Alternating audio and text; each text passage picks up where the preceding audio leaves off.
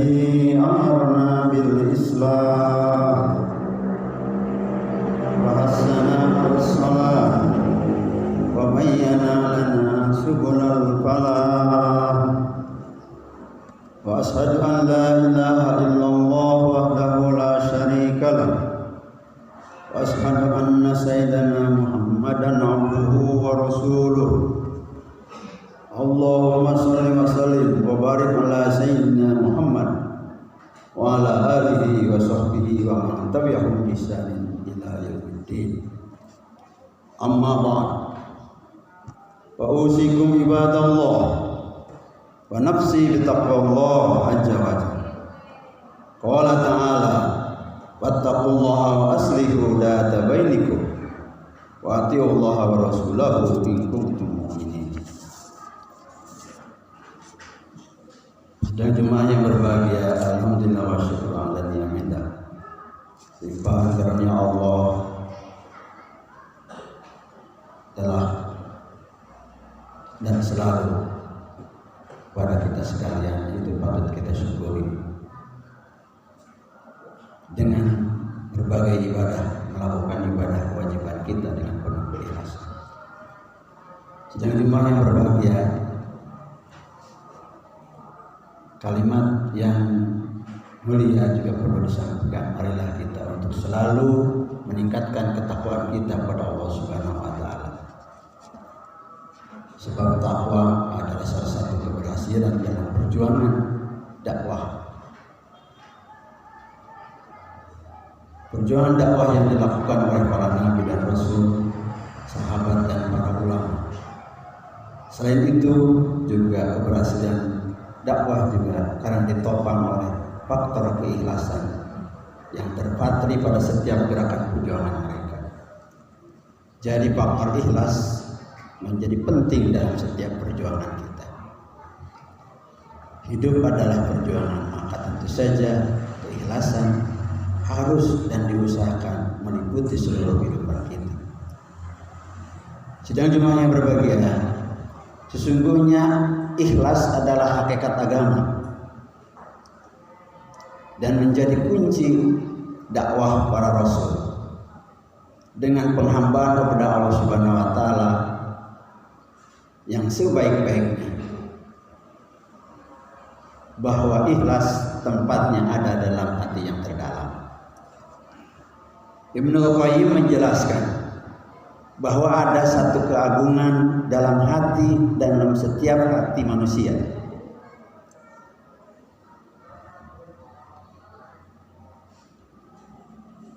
Sebab hati adalah pokok. Amalan-amalan hati menjadi pokok, menjadi yang utama. Sedangkan amalan-amalan yang dilakukan oleh anggota tubuh yang lain atau oleh anggota organ tubuh yang lain adalah menjadi pengikut atau penyempurnanya. Dan bahwa kita juga diperintahkan untuk memurnikan amalan hati kita, tertuang pada ayat a'udzubillahi minasyaitonirrajim. Wa ma umiru illa liya'budullaha mukhlishina lahu-d-din hunafa. Al-ayat dalam Quran surat Al-Bayyinah ayat 5, yang artinya kurang lebih, padahal mereka tidak disuruh, manusia maksudnya, tidak disuruh kecuali supaya menyembah Allah dengan memurnikan ketaatan kepadanya dalam menjalankan agama yang lurus. Sidang jemaah yang berbahagia, yang dimaksud dengan hunafa atau agama yang lurus pada ayat tadi, menurut tafsir para ulama, adalah terjauhkan dari perkara-perkara syirik dan menuju pada tauhidullah. Disinilah pentingnya ikhlas dalam seluruh amal ibadah, dalam seluruh amal ibadah kita, agar amalan tersebut tidak menjadi sia-sia dan tidak justru mendapat adab dari Allah, baik di dunia maupun di akhirat. Jamaah, dengan demikian ternyata pengaruh sikap ikhlas terhadap amalan itu sangatlah besar. amal yang kecil dan sedikit jika dilakukan dengan penuh keikhlasan dapat memperoleh nilai pahala yang besar di sisi Allah Subhanahu wa taala.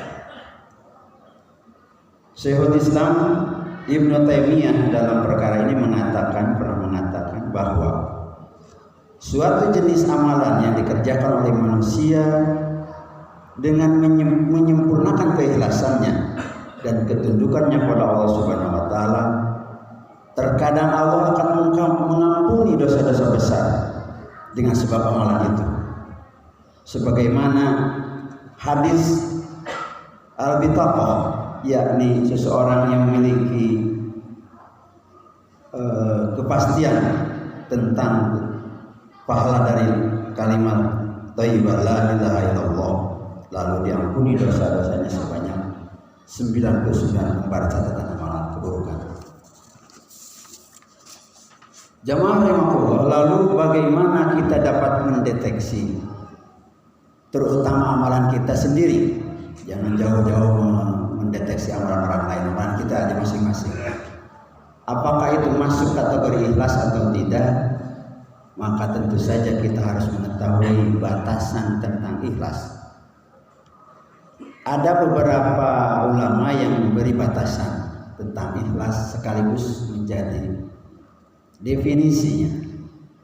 Antara lain ada 4 pendapat. Yang pertama ada yang mengatakan bahwa ikhlas ialah menjadikan Allah Subhanahu wa taala satu-satunya tujuan di dalam menjalankan ketaatan. Lillah, karena Allah. Lalu yang kedua ada yang mengatakan bahwa ikhlas ialah membersihkan perbuatan dari mencari pandangan manusia atau penilaian manusia. Yang ketiga, setidaknya ini oleh pendapat Al-Hawari, bahwa ikhlas ialah membersihkan amalan dari setiap noda. Lalu yang kelompok keempat, bahwa orang yang mukhlis atau yang ikhlas ialah orang yang tidak peduli seandainya hilang seluruh penghormatan kepadanya di dalam hati manusia untuk kebaikan hatinya bersama Allah Subhanahu wa taala. Dan dia tidak suka manusia mengetahui amalannya walaupun seberat debu.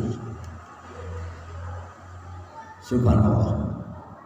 Sedang jemaahnya berbahagia, maka tentu saja tidak diragukan lagi semacam simpulan bahwa keikhlasan membutuhkan kesungguhan yang tinggi hingga seorang hamba meraihnya dengan sempurna. Jamaah rahmatullah, lalu ketika kita menerapkan berbagai batasan keikhlasan tadi agar terpatri baik pada setiap amalan kita, seperti apa? Mari kita ikuti penjelasan batasan yang diberikan oleh Rasulullah SAW tentang yang terkait dengan ikhlas. Bahwa kata Rasulullah SAW, kesirikan atau musyrik bersikap menduakan Allah Subhanahu wa taala yang ada pada kita lebih tersembunyi dari suara merayapnya seekor semut. Saking senyapnya, saking silentnya. Dan aku akan memberitahukan sesuatu kepadamu, kata Rasulullah SAW. Apabila hal itu kau kerjakan, maka akan menghilangkan kesirikan kecil dan kesirikan besar darimu, yaitu dengan berdoa, Allahumma inni a'udzubika an usyrika bika wa ana a'lamu wastaghfiruka lima la a'lam. Itu doanya. Ya Allah, aku berlindung kepadamu dari mensekutukanmu sedangkan saya mengetahuinya, dan aku berlindung kepadamu dari apa-apa yang aku tidak mengetahuinya. Hadis yang kedua yang memberi semacam tips untuk kita berikhlas, ini terkait dengan masalah riya. Rasulullah SAW bersabda, "Inna akhwafu ma akhafu alaikum syarqu ila sabr." Qalu, "Wa mas sabru ila sabru ya Rasulullah?" Qala ar-riya. Sesungguhnya yang paling kutakutkan, kata Rasulullah SAW, dari perkara yang aku takutkan atas kalian ialah syirik kecil. Para sahabat bertanya, apakah syirik kecil itu wahai Rasulullah? Rasulullah SAW bersabda, yaitu riya. Tentang riya ini secara singkat, sebagaimana lawan dari pengertian ikhlas yang tadi, dan itu sudah populer. Hadis ini ada lanjutannya jamaah rahimahullah, bahwa pada hari kiamat ketika Allah Subhanahu wa taala membalas amalan-amalan manusia, Allah Subhanahu wa taala berfirman, "Pergilah kepada orang yang kamu dulu sewaktu di dunia berbuat riya kepadanya," kata Allah dalam hadis yang dikutip dalam hadis, "dan lihatlah apakah kamu mendapatkan balasan atau pahala darinya, dari orang yang kita riya dari orang itu." Jamaah rahimahullah, ini setidaknya dua hal yang harus kita waspadai, menjadikan pedoman untuk kita dapat selalu ikhlas dalam hidup ini. Karena itu mari kita untuk mereset ulang, merefresh atau memurnikan hati kita dengan tundukan terbaik kepada Allah Subhanahu wa taala. Apalagi pada momentum saum kali ini, kita berharap limpahan karunia Allah selalu tercurah kepada kita, kepada keluarga kita, dan sanak saudara yang selalu ada dalam hunafa, tidak lepas dari bimbingan karunia Allah Subhanahu wa taala.